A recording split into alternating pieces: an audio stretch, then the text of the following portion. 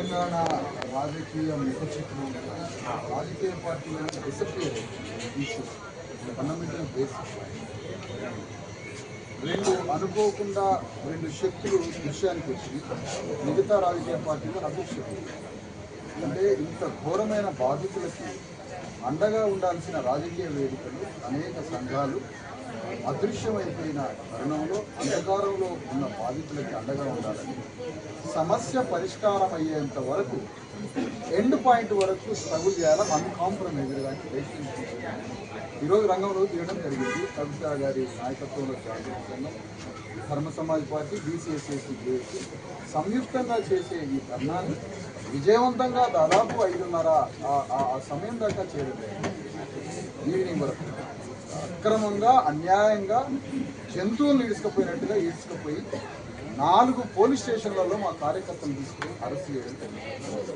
మా ఇద్దరిని తీసుకుపోయి ఖమ్మం రూరల్ మండలంలో అక్కడ వరంగల్ క్రాస్లో అరెస్ట్ చేయడం జరిగింది. తీవ్రంగా ఈ అరెస్ట్ని ఖండిస్తున్నాం. వితౌట్ గవర్నమెంట్ నుంచి ఎలాంటి రెస్పాన్స్ లేదు, కలెక్టర్ నుంచి ఎలాంటి హామీ లేదు, ఎలాంటి వాళ్ళ నుంచి హామీ లేకపోగా ఉల్టా మమ్మల్ని తీసుకుపోయి జంతువులు తీసుకుపోయి బోర్లు పెట్టి పోలీసులు ఘాట్లు పెట్టినట్టుగా తీరడం ఇంకా రకరకాలుగా మొత్తానికి అరెస్ట్ చేయడం జరిగింది. అరెస్ట్ నుంచి బయటకు వచ్చిన తర్వాత మేము ఒకటే నిర్ణయం తీసుకున్నాం.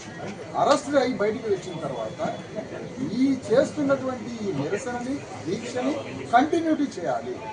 కంటిన్యూటీ చేయాల్సిందే. సమస్య పరిష్కారం కొరకు కలెక్టర్ రావాల్సిందే, హామీ ఇవ్వాల్సిందే.